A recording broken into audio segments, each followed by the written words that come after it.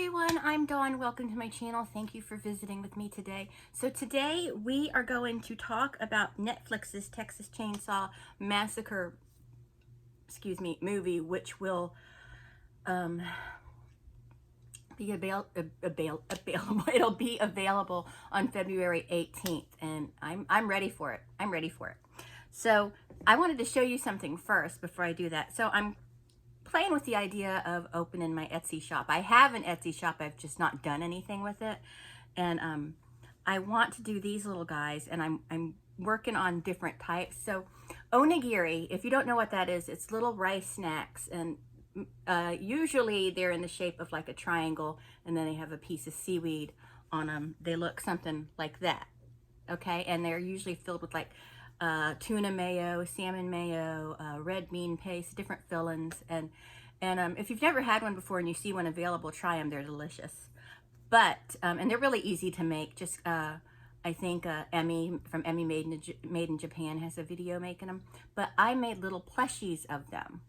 So here's the original version I made. I first made him with a huge terry cloth towel, which made a mess because I cut the triangle out of the terry cloth and it just got everywhere. But and Eric used him in some of his funny videos and named him Steuben. So this is little Steuben. This is my original onigiri guy, and he's kind of glittery. I didn't realize that the black felt was glittered. Not all of it is. And then I made a little Frankenstein's monster one. Now this is just a prototype because I would finish the head off and stuff, but this isn't the original one. I mean, it's the original one, but it isn't the one. It isn't.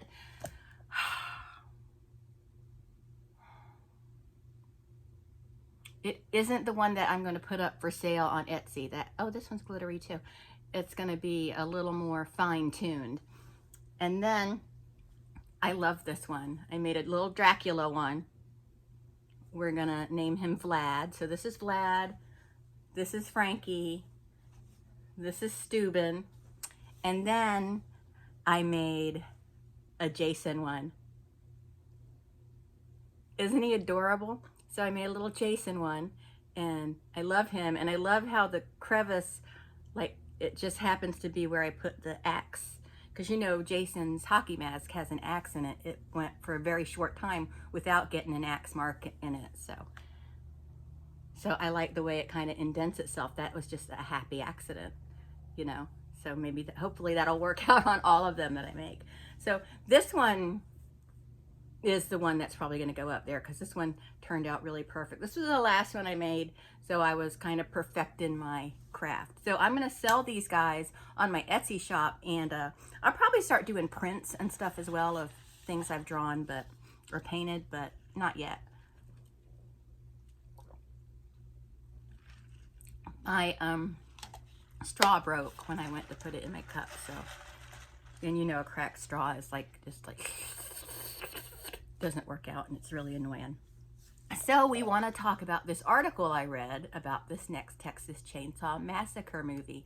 And I want to start off by saying I think that the Texas Chainsaw Massacre movies, all of them, are just the most vicious, brutally violent things ever. My very first date was to go see Texas Chainsaw Massacre. I went with a boy named Ethan, and that's okay to say that because he said it's okay to say that. And that he was my first crush, my first real life crush, my first Hollywood crush was Harrison Ford. But it was re-released in 1984 or something like that for the 10-year anniversary or something. And maybe it wasn't the 10-year anniversary, but they re-released it in theaters. So me, Ethan, and my brother David went to go see it together, and that was my first date. My brother went with me on my first date. So, but we didn't mind. It was fun. It was a lot of fun. Ethan's gay, and I think my mom knew that before Ethan did, and that's why I was allowed to go out on a date with him when I was 14 years old. Because it wasn't like a romantic date. I mean, we cuddled and stuff, but we weren't, you know, obviously, well, I mean, I guess a lot of kids are sexually active at that age. I wasn't, though. But it was just a cute little thing. It wasn't anything serious. But anyway, back to the article. So it says Netflix Texas Chainsaw Massacre will have uncut violence. Okay, so we're gonna read this and I'll comment where I feel like I need to comment. I'm sorry, I have to wear my glasses, so I'm sorry about the glare.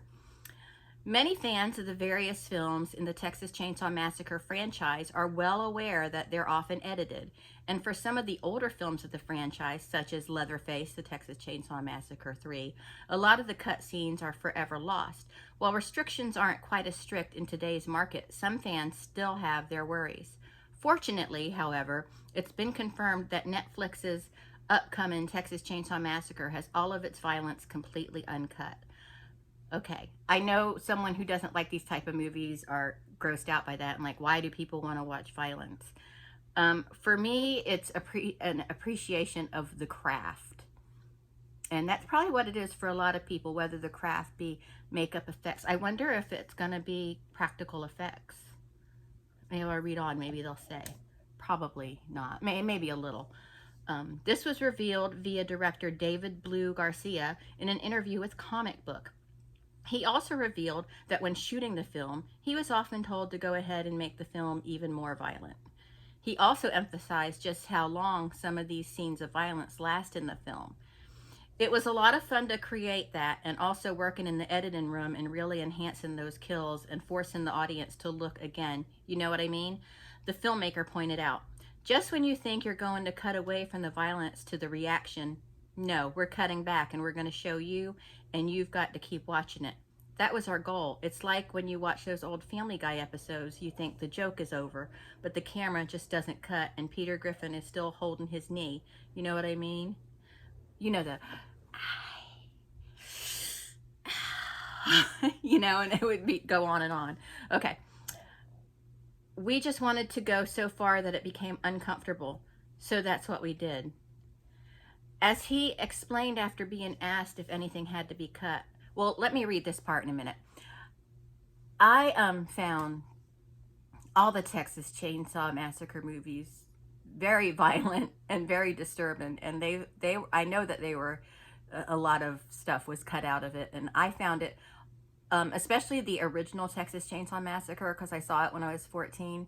I found that movie very hard to watch, and I still find it hard to watch. Do I watch it? Yes. Why? I don't know. I don't know why I love scary movies. I don't know why I love these types of movies, but I do. So, but yeah, I found the Texas Chainsaw Massacre movies that I've seen, and I've seen all of them, to be quite brutal and violent. So with those being cut the way they are and them not cutting any violence out of this, I think either I'm desensitized and it's only going to affect me as much as when I originally started seeing the movies. You know what I mean? Like maybe I'll be like when I was 14, but it won't be any more severe than that because I'm desensitized, or I'm going to be shocked, and we'll just see. Also, like A Clockwork Orange, that was one of the most violent movies I've seen. It's a brilliant movie, but it's one of the most hardest things I ever had to watch. And there's a meme that goes around where people ask something like, what is the movie or horror movie that scared you the most? And even though Clockwork Orange isn't really, I don't think it's really categorized as a horror movie, it scared me. And of course, I watched it when I was 11. I wasn't supposed to watch it. And because we weren't supposed to watch it, guess what we 11-year-olds did? We watched it. We didn't understand, but we knew the violence, and I was deeply disturbed by it. And I think that my girlfriend, who I watched it with because we were having a sleepover, I think she was disturbed by it too. And I have actually really terrible traumatic memories accompanying the memory of seeing that movie. So with that combined, yeah, it just is horrid to me. Horrific. Because then when people say, what non-horror movie scared you the most? And then I say A Clockwork Orange because I don't think of it as horror. But then when they say, what horror movie scared you most? I still say Clockwork Orange. Okay, now I'm going to read this part. As he explained after being asked if anything had to be cut, quite the contrary, I was constantly toning up. When you work with Fede Alvarez as a producer, I'm sorry if I pronounced that first name wrong. It's Fede. He's made some very, very shocking and gory films, and he's a master at that. I remember my first day on set, I had to shoot one of the kills for a minor character, and Fede called me the next day. He had seen the dailies, and he was like, hey man, great job on that kill, but I want you to do it again. I just want you to go a little further, a little more blood, and then once you think you've got enough blood, put more. That was my direction for the rest of the movie. We were just constantly trying to one-up each other and get the craziest kills, the most creative kills, and just really fire a lot of blood from a squib or whatever. It's great news that the upcoming project won't be censored and that fans can enjoy the complete film as envisioned by its director.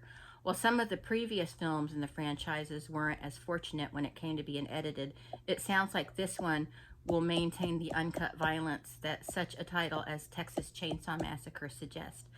I wanted to mention Texas Chainsaw Massacre Next Generation with Matthew McConaughey and Renee Zellweger. That movie had already been made, and it took a long time. It didn't come out until after Jerry Maguire and A Time to Kill came out. You know, those were the two movies. Those were the movies that made Matthew McConaughey and Renee Zellweger.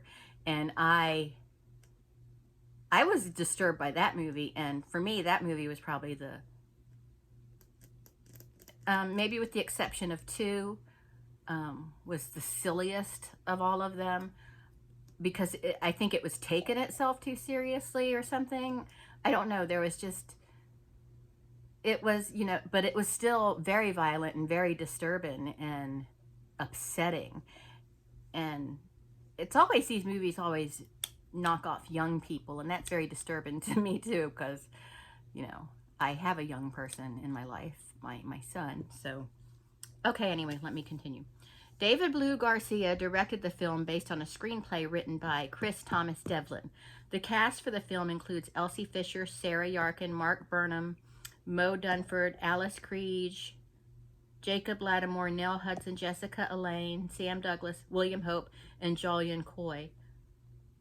The only person I've heard of is Alice Kriege, and I don't know if I'm pronouncing that right. That's who I think it is. Olwen Fore will play Sally Hardesty, and Mark Burnham will play Leatherface. John Larroquette will reprise his role from the original as the film's narrator. That is really cool. That's cool. I don't know, that's cool to me. If you're a horror fan and you're really into it, let me know if you think that's cool. Fans will be able to see Texas Chainsaw Massacre when it premieres on the Netflix streaming service on February 18th, 2022. Okay.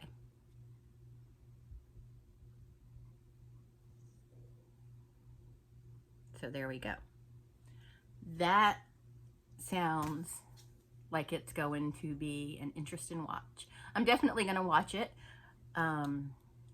It's probably going to disturb me a little bit, but I'm okay with being made uncomfortable with movies, except for there is a movie, it was what is, Jay and Silent Bob, that guy, what is his name? Why do I always forget his name? Is it Mike Smith? You know who I'm talking about. He made a movie called Vulgar that it made me very uncomfortable and disturbed me and upset me, but it's a movie, but I didn't enjoy it. I didn't like it. I felt really violated and dirty. And was it a good movie? Yes, it was a great movie. If you're okay with being made to feel uncomfortable, it's a great movie, but it was a little much for me. I'm a little wuss when it comes to that. But horror, I can pretty much handle any horror. I'm trying to think of some horror movie that did me in. Like, there's a Serbian film or movie, which I didn't actually see because I read about it and it just seemed unnecessary to me. But, well, I mean, I guess they're all kind of unnecessary, but I think that movie would make me be like, the type of violence it was would be more in line with Vulgar than Texas Chainsaw Massacre. But that's it. I'm just rambling now, so we're going to end this video. And I will talk to everyone later. Bye.